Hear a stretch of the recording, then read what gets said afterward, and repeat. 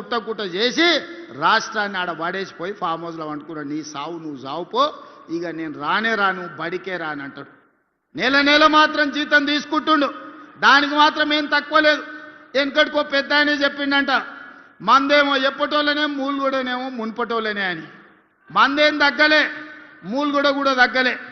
అది అట్లనే ఉంది, ఇది ఇట్లనే ఉంది. కానీ అధికారం ఉంటేనే నేను అసెంబ్లీకి వస్తా, లేకపోతే రానుపో అని అన్నాడు. బడికి రాకపోతే పిల్లగాని ఈపులు వలగొట్టడా అనే పంతులు. ప్రభుత్వ ఉద్యోగి నౌకరికి పోకపోతే జీతం కట్ చేస్తలేరా? మరి ఇవాళ కేసీఆర్కి ఏం కట్ చేయాలని మిమ్మల్ని అడుగుతున్నా. ఒక్కరోజు కూడా అసెంబ్లీకి రాడు, ఒక్కరోజు కూడా ఒక మంచి మాట మాట్లాడాడు. వస్తే ఏదో ఒకటి శాపనార్థాలు పెట్టిపోతాడు. 40 ఏళ్ళ అనుభవం అంటాడు. నీ అనుభవం అంతా మమ్మల్ని శాపనార్థాలు పెట్టడానికేనా? ఇది తెలంగాణ సమాజానికి ఏమన్నా మంచిదా? మీరు ఒక్కసారి ఆలోచన చెయ్యండి. అందుకే ఇవాళ వాళ్ళందరూ కట్టగట్టుకొని మన మీద విషం జుమ్ముతున్నారు. ఓ రోజు తండ్రి, ఓ రోజు కొడుకు, ఓ రోజు అల్లుడు, ఓ రోజు బిడ్డ, ఓ రోజు సటకుని కొడుకు. ఇక సటకుని కొడుకు నుంచి చెప్పాలంటే మిడ్మానేర్ ఉందనే ఉంది కాడ రవీందర్ అని ఆ ఊర్లో కొట్లాడినోడు ఉన్నాడు. చివరికి మిడ్మానేర్ల పట్టాలు కూడా వదలలేదయా.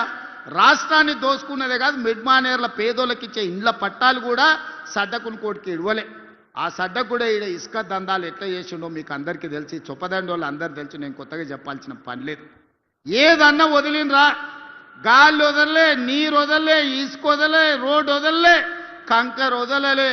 రాష్ట్రాన్ని మొత్తం గుల్ల చేసి ఇవాళ దోపిడీకి పాల్పడి ఈ మున్సిపల్ ఎన్నికల్లో ఓట్లు అడుగుతామని వస్తున్నారు. అందుకే ఇవాళ మిత్రులారా, మున్సిపల్ ఎన్నికలు ముఖ్యమంత్రిని కాదు, మున్సిపల్ మంత్రిని కూడా నేనే. 2 ఏళ్లలో రాష్ట్రంలో ఉండే 116 మున్సిపాలిటీలు, 7 కార్పొరేషన్లు, 123 మున్సిపాలిటీలకు 17,442 కోట్ల రూపాయలు ఈ 2 ఏళ్లలో ఖర్చు పెట్టినాం.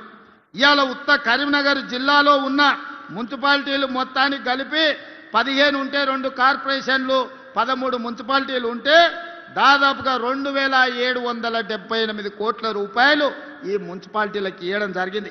ఒక్కొక్క దాని లెక్కలు కూడా ఈరోజు మన వాళ్ళు నాకు అందించారు. రామగుండానికి 586 కోట్లు ఇచ్చారు. ఉత్త కరీంనగర్కే 1489 కోట్ల రూపాయలు ఇవాళ కరీంనగర్ మున్సిపల్ కార్పొరేషన్కి ఇచ్చిండ్రు. ఇట్లా ఒక్కొక్కటిగా 2,778 కోట్ల రూపాయలు ఇవాళ మనం ఇచ్చినాం. చొప్పదండి కూడా మున్సిపాలిటీకి 50 కోట్ల రూపాయలు ఇవాళ ఇవ్వడం జరిగింది.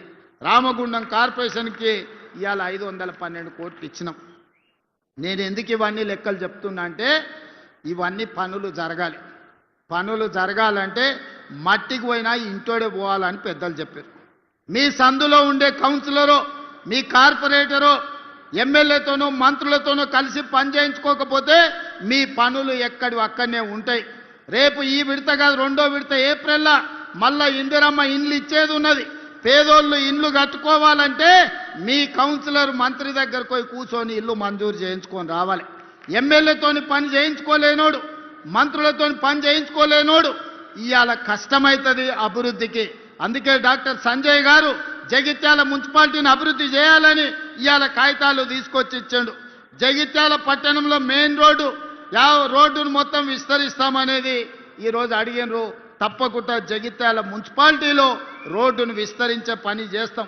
వాలంటరీ ల్యాండ్ ఈరోజు జగిత్యాల నియోజకవర్గంలో యంగ్ ఇండియా ఇంటిగ్రేటెడ్ స్కూల్కి అడిగిండు. తప్పకుండా వాటిని అమలు చేసే పని చేస్తాం. మేడ్పల్లి సత్యం 2 పేజీల కాగితాలు తెచ్చి ఇచ్చిండు మీ చొప్పదండి కోసం.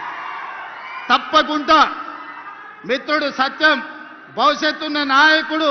ఈరోజు జిల్లా పార్టీ అధ్యక్షుడే కాదు, రేపు భవిష్యత్తులో రాష్ట్ర స్థాయికి ఎదగాల్సిన నాయకుడు, యువకుడు, మంచి యువకుడు మీకు ఎమ్మెల్యేగా ఉన్నాడు. తప్పకుండా యువకులను ప్రోత్సహించి చొప్పదండిని అభివృద్ధి చేసే బాధ్యత నాది. అదే విధంగా ఇవాళ గుళ్ళ గురించి వేములవాడ మా ఆది శ్రీనివాస్ అన్న నువ్వు రావాలి అని నన్ను అడిగిన. వేములవాడ రాజన్న దర్శనం నేను పోదామని మొత్తం తయారు చేసిన. ఎంబడే కొంతమంది పెద్ద మనుషులు వచ్చారు. అన్న వేములవాడ పోయిన వాళ్ళకి ఎవరికి పదవి ఉండలేదు, పోయి వచ్చినాక పదవి పోతుందని వచ్చి నాకు చెవులో చెప్పారు. నాకు అర్థం కాలే. అయ్యా నేను పోతున్నది హరిహర మహాదేవుని దగ్గరికి, శివయ్య దగ్గరికి నేను పోతే వచ్చిన సమస్య ఏంది, అదెట్లనో చూద్దాం. ఇట్లాంటి అపవాదులు శివయ్య మీద ఉండొద్దు, ఏదేమైనా సరే నేను వస్తపా అని వేములవాడ రాజన్నను దర్శనం చేసుకొని 150 కోట్ల రూపాయలు నిధులు